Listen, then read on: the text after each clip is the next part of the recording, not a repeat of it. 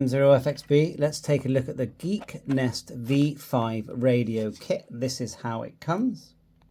Got your instructions, you've also got an antenna there. Underneath here you've got the LCD screen, which looks about, I don't know, 2 inches in size, which although it is a kit, there isn't much to assemble. There's no soldering required. It's about £50, so let's just get everything out and lay it on the table. So screen, main board there, underneath there, just protection, all the little screws and connectors that you may need, speaker, and then a translucent, case basically. So that's all there. So I suppose technically I could turn it on now, really. Once the speaker's connected, it's going to work. But anyway, we need to fit the speaker. It looks like it connects in just here. And there's the speaker going there. And we need to fit the screen. So to do that, we're going to take off this board here. It looks like you can get one of these batteries. You don't have to only power via the USB-C that's on the side. These batteries are very common. There's one there. 18650, and it just pop in there, but we won't put that in yet. So we're going to lift off the actual radio board. I'm curious to know what else the radio board would actually fit. Anyway, pop it off. There is an on-off switch that you can see just here.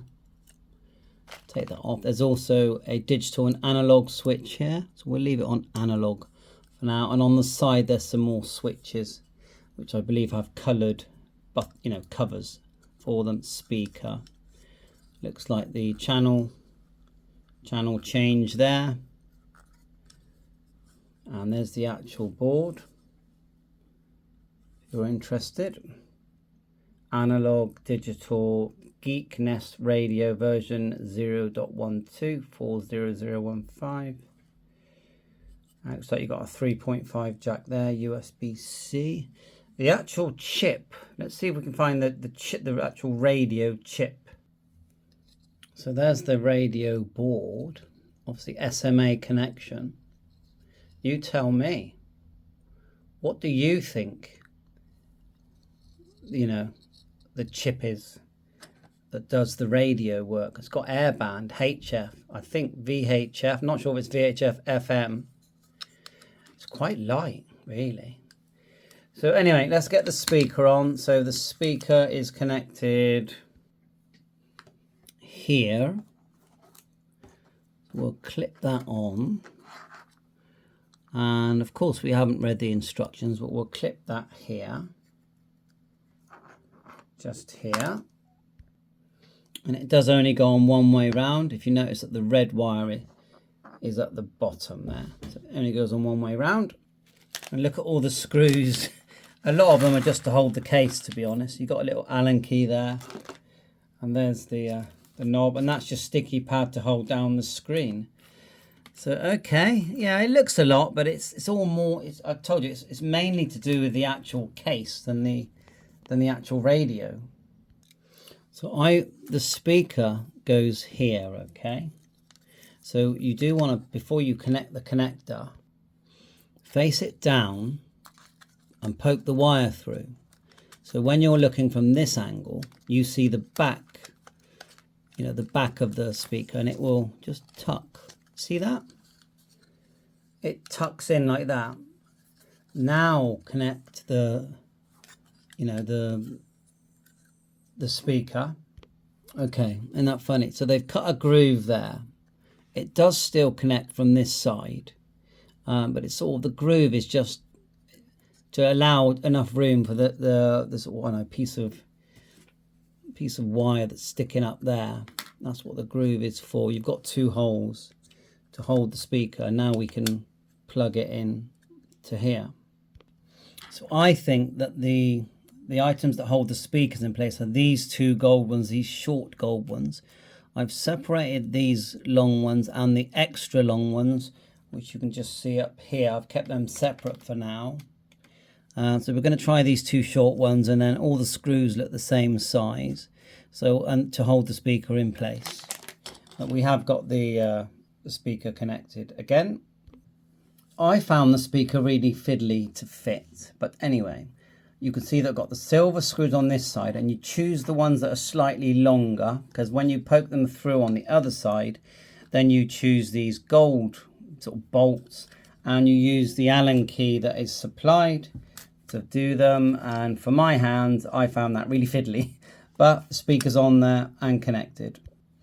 So next we're going to fit the screen, which goes into this tab here, and then we put a sticky pad here and stick it down, which that's pretty weird, sticking it on top of all the components, but that's the way you do it. So that tab, which is already up, once you put this in, and I would do it with glasses to make sure you've got it exactly right, you fold it down. So I'm going to zoom in with my glasses and a bright torch and just clip that down now.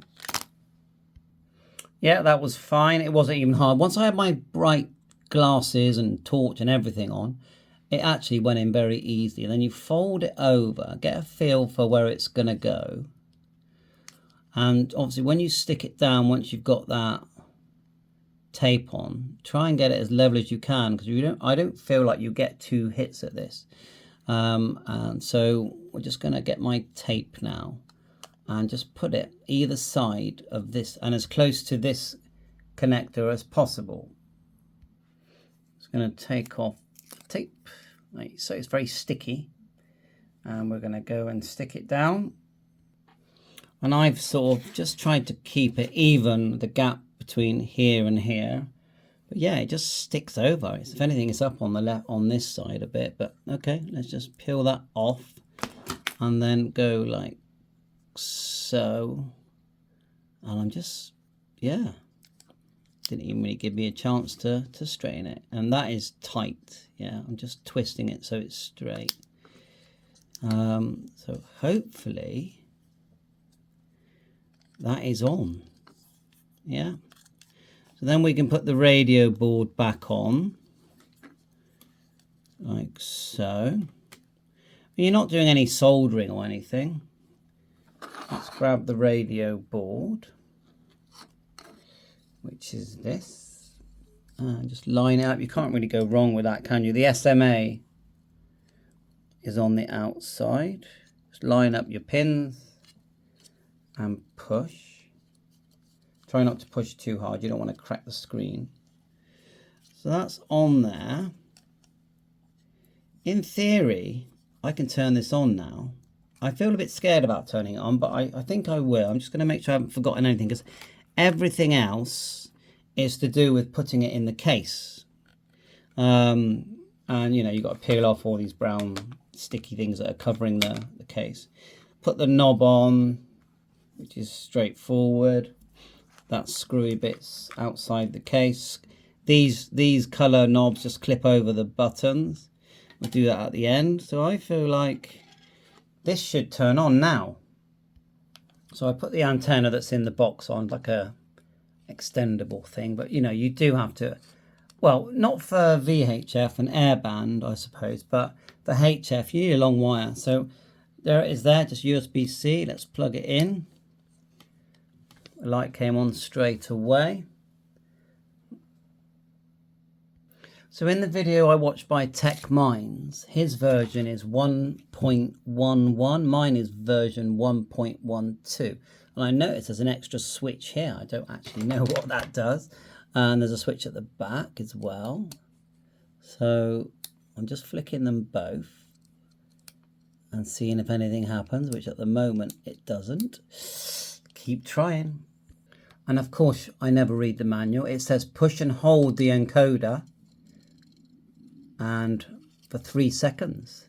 I'm not sure about the switch yet. We'll work that one out afterwards. So hold it down. We're holding. No. And we'll flip the switch to the left. Hold it again. Looks like something's coming. Okay, so at the back, it did come on, but it took me a couple of goes to get it on. But the switch to the right here is the on-off switch. So to the right, that is the on. You hold down the knob here at the top, this one here, and it turned on. Let's just flick this switch like so, So that's also turns things off. Let's just hold down nothing. But when it was to the right, I held down. It took me a couple of goes to get it to come on. But it did come on eventually. Now, I have got the battery charging, which I have put in. So I think what I'm going to do, this is part 1, let it really charge up. So I know it's powered by the USB, but I feel like it might need a bit of charge just to get it working. And we know that when I turn to the left, it turned it off. So turn it to the right, both to the right. Take it out. Hold it in, and then I held it down. Oh, there, it's coming on now.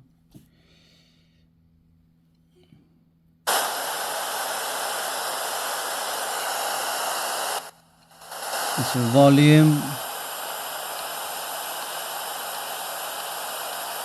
Look at that, seek, channel, menu. You know, I definitely want to learn this before I do a proper video using it. As you press that volume knob, look here, if you look here, look, it says frequency. So now I can change frequency. There you go, we're in sort of radio band at the moment. If I press again, it now says seek. As you turn, it starts to seek by the looks of it. Press again. Menu. That says menu. And as I'm turning, look, different things are being highlighted here. Can you see that? FM at the top here. VHF. Amp. It allows you to select different things. Bandwidth. Press again, volume, and then again, channel. So it's going up and down just there on the left. Try and choose. It is quite small. 7.400. Let me just press that. Does that select it if I hold? No, I just turned it off. So yeah, let me learn it, and we'll make more videos. Bye for now.